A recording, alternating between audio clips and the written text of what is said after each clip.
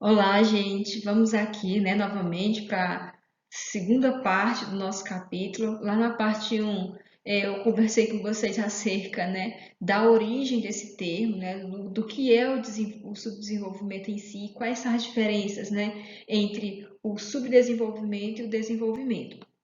E também nós discutimos sobre o IDH, né, que é o Índice de Desenvolvimento Humano, é um dos indicadores que é utilizado para classificar o que é um país rico, o que é um país pobre, né, o que é um país desenvolvido de um subdesenvolvido.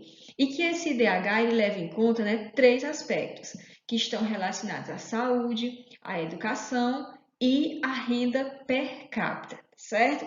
Então, se você ainda tem uma dúvida, alguma dúvida, corre lá na aula 1, né, para você seguir aqui para a aula 2. Então, nessa parte 2, a gente vai estar contextualizando de forma bem rápida, tá certo? Sobre as origens históricas do subdesenvolvimento, né? O que proporcionou, o que causou esse subdesenvolvimento nos países do sul subdesenvolvido e quais são as características principais desses países. Então, bora lá. Então, pessoal, só para refrescar a mente de vocês, né? Esse mapa ele mostra a divisão do mundo de acordo com a regionalização socioeconômica, né? Então, a gente tem aqui acima o chamado Norte desenvolvido, são os países destacados de laranja, são países, né, que eles têm um padrão de vida excelente quando se compara aos países aqui abaixo, uma economia mais sólida, né? E os países aqui de rosa são os países do sul subdesenvolvido, onde a população, né, vive em precárias condições de vida, onde esses países não têm economia sólida e muito menos a industrialização e um nível tecnológico bem avançado quando se compara aos países que estão aqui em cima. Lembrando que essa divisão não é uma divisão baseada naquela historinha lá, né, que vocês já viram do primeiro ano, entre hemisfério norte e sul, tá? Não tem nada a ver com o hemisfério norte e sul, e sim com o aspecto social e econômico, tá? Tanto que a Austrália e Nova Zelândia, que são do hemisfério sul, elas pertencem geograficamente falando, aliás, socioeconomicamente falando, ao norte desenvolvido, tá beleza? Então aqui, pessoal, né, quais são as origens históricas do subdesenvolvimento? Peço que vocês vão acompanhando aí no livro, a partir da página 98, ok? Os países, né, do sul subdesenvolvido, eles se diferenciam principalmente dos demais por terem sido colônias de exploração. Como assim? Há dois tipos de colonização. Existiu aquela colonização que era para enriquecer a metrópole e existiu aquela colonização que tinha como objetivo principal o povoamento, tá bom? Então, colônia de exploração, países do sul subdesenvolvido, Brasil, né, toda a América Latina como em si, a África, em momentos distintos, né? A América Latina, a colonização ela vai ocorrer a partir do século XV, com as grandes navegações. E essa colonização vai servir para atender aos interesses da metrópole, tanto que Portugal, né, exemplo Brasil, ele vem aqui para o nosso país, descobriu, né, o novo mundo, a América, e aí depois Portugal chega ao Brasil e explora a nossa terra, né? O pau-brasil, depois a cana-de-açúcar e o ouro. E toda essa riqueza servia, né, para enriquecer Portugal, obviamente, e não a nação brasileira, né? O povo brasileiro em si. Bom, e a partir do século XVIII, essa colonização de exploração ela vai ocorrer na África, né? A Europa ela vai dividir a África, né, entre suas principais potências econômicas da época, França, Alemanha, Inglaterra, até Japão participou, e essa exploração vai ocorrer, né, com esse principal objetivo, né, de enriquecer também essas grandes potências da época, ok? Tanto que isso depois vai resultar na Primeira, né, e posteriormente Segunda Guerra Mundial. Então a gente vai estar sempre intercalando com a história porque está relacionado, tá bom, gente? Então só para recapitular, esse subdesenvolvimento, a principal causa histórica é essa colonização de exploração que tinha como objetivo, né, atender aos interesses da metrópole, como está aqui especificado na imagem, certo? Lembrem aí da DIT, vocês lembram lá da aula de capitalismo?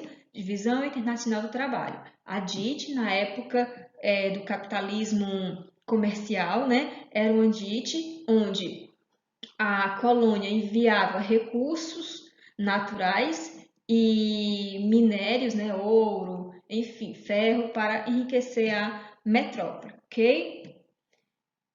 E após o período de independência, né, esses países eles vão continuar com esse modelo de colônia, onde a elite ela vai ascender ao poder e não vai procurar fazer nenhuma melhoria, né, para a vida do povo em si. Então, essa elite ela vai entrar no poder e pouco vai fazer para melhorar as condições de vida da população local, né? Vai se favorecer do poder político e econômico da época, certo?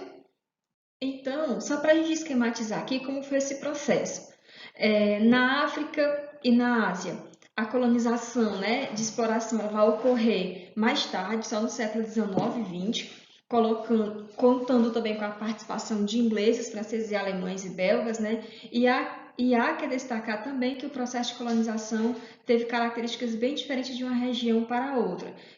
Sobre a colonização da África e da Ásia, seria interessante depois vocês estudarem um pouquinho, pessoal, sobre a colonização da Índia. Retrata muito bem esse aspecto aqui destacado no texto. Em outro momento, em outra aula, eu vou explicar melhor um pouquinho sobre para vocês. Nas colônias inglesas da América do Norte, grande parte da ocupação ocorreu por meio de colônias de povoamento. Um exemplo, os Estados Unidos, né? Estados Unidos teve colônias de povoamento na porção norte e de exploração na porção sul. Durante, né, todo esse processo teve a guerra da secessão e nessa guerra, né, o norte saiu vitorioso e acabou com a colônia de exploração, né, com a escravidão, dentre outros fatores, que mais tarde também a gente vai estar discutindo também, tá bom?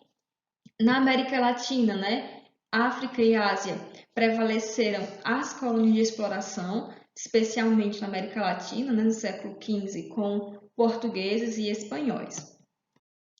E após, nesse processo de independência, quem vai subir ao poder nessas regiões são as chamadas, né, elites locais, também chamadas de oligarquias. Né? Para quem lembra do conteúdo anterior de história, República Oligárquica, ele trata muito bem sobre essa questão dos privilégios, né, que a elite tinha em detrimento do povo, né, que padecia.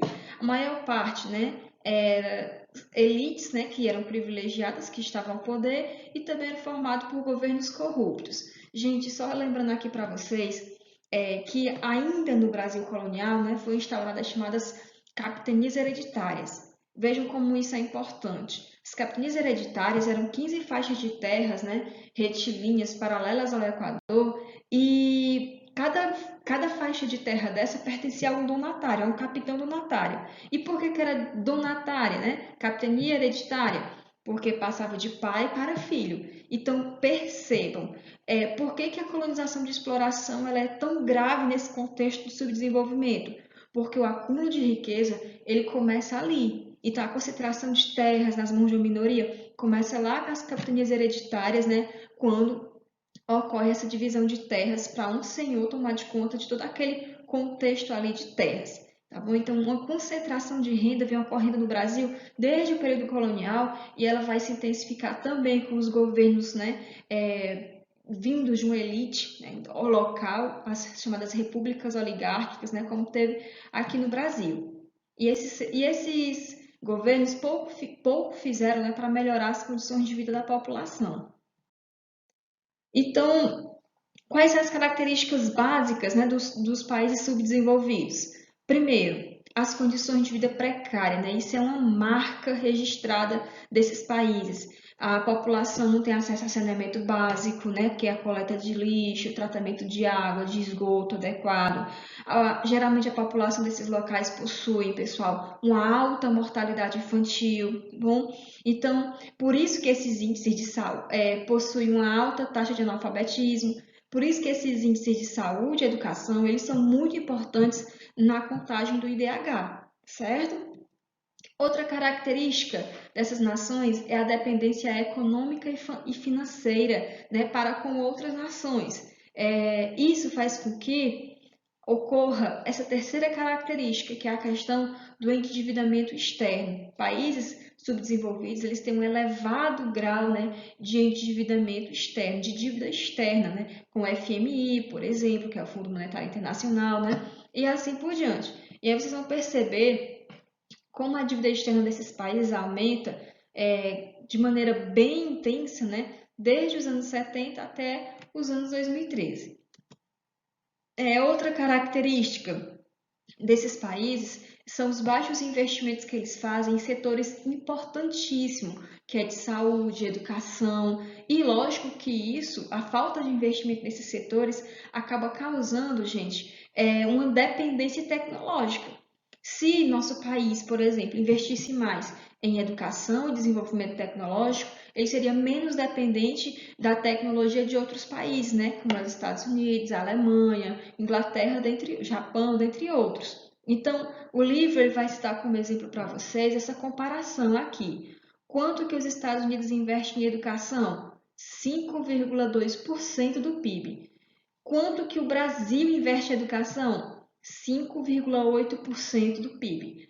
Ah, professora, mas o Brasil investe um pouquinho mais no PIB em educação do que os Estados Unidos. Meu amigo, mas pense aí, o que é 5,2% do PIB dos Estados Unidos? Comparado a 5,8% do PIB do Brasil, né?